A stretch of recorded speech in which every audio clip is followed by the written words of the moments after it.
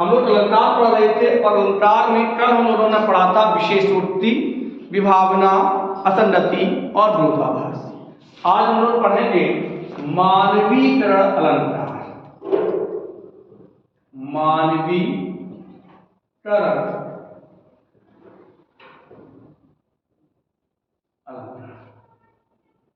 सबसे पहले मानवीकरण क्या होता है? मानवीकरण किसे कहते हैं? इसका मतलब जिन पदार्थों का हम कोई मानव के अनुसार चित्रित करें या जिन पदार्थों को, निर्जीव पदार्थों को ऐसे चित्रित करें, ऐसे दिखाएं जैसे वह मानव की क्रिया करता है। तो एक परिभाषा है जहां प्रकृति को मानव स्वभाव के अनुसार चित्रित करें वहां मानवीकरण होता है। जहां मानव स्वभाव के अनुसार, किसके स्वभाव के? मानव स्वभाव के अनुसार हम किसी प्रकृति की वस्तुओं को या प्रकृति को चित्रित करें, उनको दर्शाएं, तो उसे हम मानवीकरण अलंकार कहते हैं। जैसे फूल हंसे,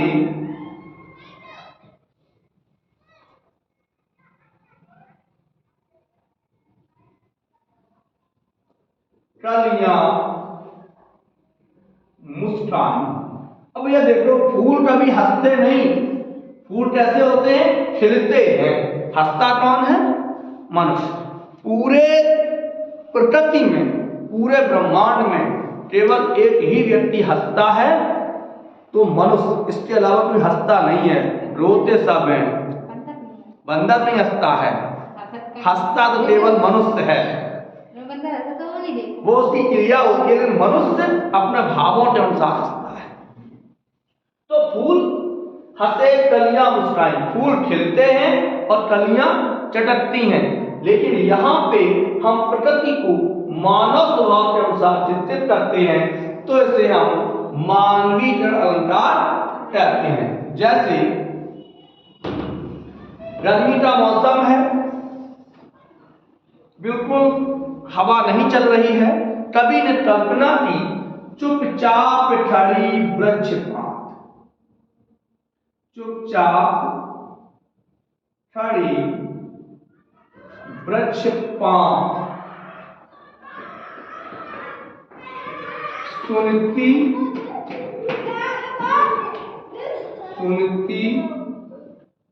जैसे निज बात। चुपचाप खड़ी,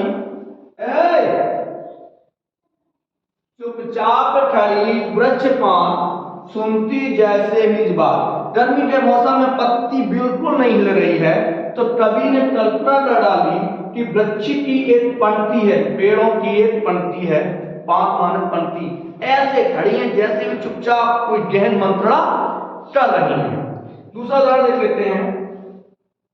भूटक जाता पागल बात।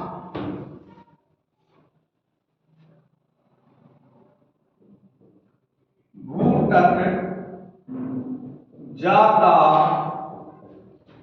पागल बात। बात किसका पर्यायवाची है? हवा का। बात और बात में अंतर होता है। बात माने कहना और बात माने वायु। तो भूटक जाता पागल बात, हवा दौड़ कर जाती है धूल तुहिं कणों के हाथ। धूल तुहिं कणों के हाथ। तुहिं माने होती है ओस की बूंदें। सुबह सुबह का समय और हवा ने देखा कि मोती बिखरे हुए हैं, लाओ उठा गए हम, तो वो दौड़ कर वहां तक जाता है। हवा चलने पर वो मोती, वो ओस की बूंदें जमीन पर झड़ जाती हैं। तो भूटक जाता पागल बात, धूल तुहिं कणों के हार। एक और उदाहरण देखते हैं। मानवीय होता क्या, जहां प्रकृति को मानव स्वभाव के अनुसार चित्रित करते हैं उसे मानवीय अलंकार कहते हैं। जैसे बीती, विभावरी, जागरी। विभावरी किसका पर्यायवाची है, सात का। बीती, विभावरी, जागरी और जाकर देख, अंबर पनघट में डुबो रही, तारा घट उषा नागरी। अब यहां क्या है, यहां पे वैसे तो रूपक अलंकार है, कौन सा है, रूपक। लेकिन बीती, विभावरी, जागरी, रात प्रकृति की वस्तुएं हैं, आकाश प्रकृति की वस्तु है, पनघट प्रकृति की वस्तु है, तारा प्रकृति है, उषा प्रकृति है। तो तारे रूपी घड़े को उषा रूपी स्त्री आकाश रूपी पनघट में डुबो रही है। तो यह कौन सा है, जहां प्रकृति को मानव स्वभाव के अनुसार चित्रित करते हैं उसे हम मानवीय अलंकार कहते हैं। अगला अलंकार लेते हैं हम लोग, प्रतीक अलंकार। कौन सा, प्रतीक अलंकार। अगला अलंकार है हमारा प्रतीक।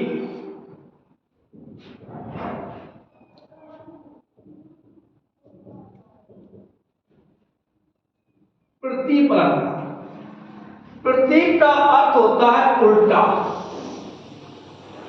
कैसा होता है, उल्टा। जहां उपमेय, जहां उपमेय उपमान का अनादर करके, जहां उपमेय उपमान का अनादर करके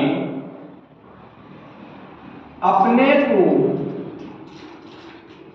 उपमान से श्रेष्ठ बताए,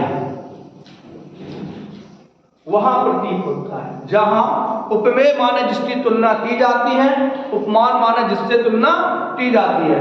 तो देखिए, जहां उपमेय उपमान का अनादर करती, अनादर माने अपमान करती, हमारी परिभाषा किताबों से भिन्न हो सकती है। तो जहां उपमेय उपमान का अनादर किया, अपमान करती, अपने को श्रेष्ठ सिद्ध करता है, तो उसे हम प्रतीक कहते हैं। उसे क्या कहते हैं, प्रतीक। आपने पद पढ़ा होगा, बड़ा हुआ तो क्या हुआ जैसे पेड़ खजूर, पंछी तक छाया नहीं फल लागे अति दूर। तो बड़ा हुआ तो क्या हुआ, जैसे पेड़ खजूर। यहां पेड़ खजूर की तुलना, यानी व्यक्ति की तुलना खजूर से की गई। व्यक्ति की तुलना किससे की गई, खजूर से, तो उपमा हो गया। लेकिन अब कोई जाता है कि तुम खजूर तुम्हारे जैसे लंबे हैं, तो उल्टा हो गया। भाई मनुष्य व्यक्ति खजूर जैसा लंबा हो सकता है, खजूर व्यक्ति जैसा लंबा नहीं हो सकता। जैसे उसी तपस्वी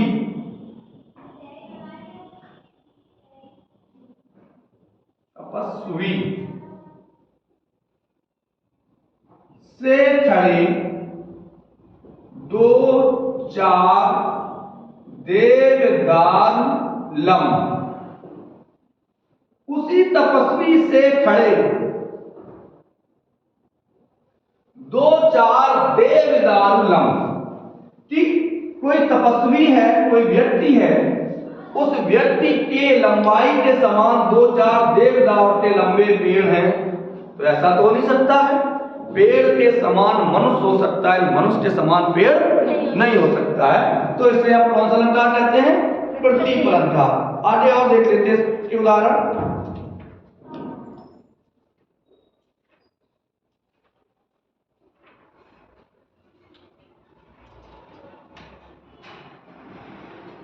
तेरी तलवार की धार के सम है, चलो और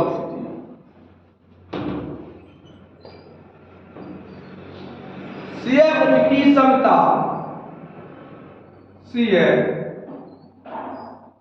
मुठ की समता किम करे चंद बापरू रन। सिय मुठ की समता किम करे चंद बापरू रन। अब देखिए एक तरफ कहते हैं सिय मुठ चंद्र समाना, सीता का मुख चंद्रमा के समान है। दूसरी तरफ वो कह रहा है कि सीता के मुख की समानता बेचारा गरीब चंद्रमा नहीं कर सकता। सीता के मुख, अब तो यहां क्या है कि चंद्रमा उपमान है, सिय मुठ उपमेय है, तो उपमेय ने उपमान का क्या किया, अपमान किया, अपने को बढ़ते बताया, तो इसे हम प्रतिपलंकार कहते हैं। और देख लेते हैं एक उदाहरण।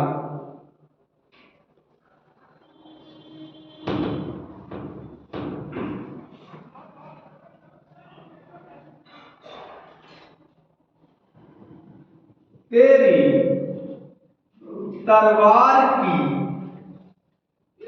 धार सम है लिंदी की धार। तेरी तलवार की धार सम है तालिंदी की धार। तालिंदी किसका पर्यायवाची है, आप बताओ, आप बताओ। यमुना का पर्यायवाची है। तालिंदी किसका पर्यायवाची है, यमुना का। तो यमुना की धारा के समान तलवार की धार हो सकती है, लेकिन किसी के तलवार की धार यमुना की धारा के समान तेज नहीं हो सकती है, तो इसे हम प्रतिपलंकार कहते हैं। अगला अलंकार है हमारा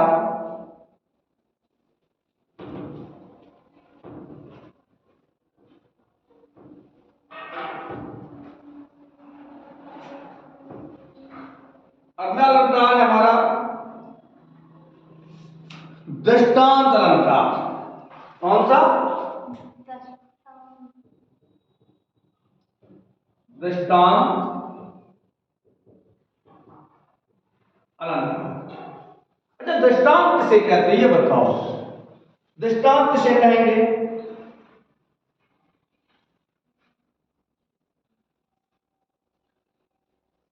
आप बताइए, दृष्टांत किसे कहते हैं, बोलो बोलो बोलो। दृष्टांत अलंकार किसे कहेंगे, किसी को पता नहीं, चलो हम बताते हैं। जब हम किसी बात को कहकर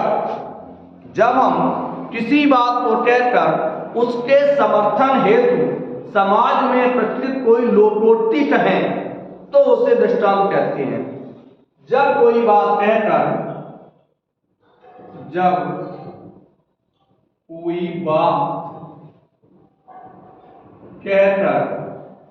उसके समर्थन में समाज में या लोक में प्रसिद्ध, समाज में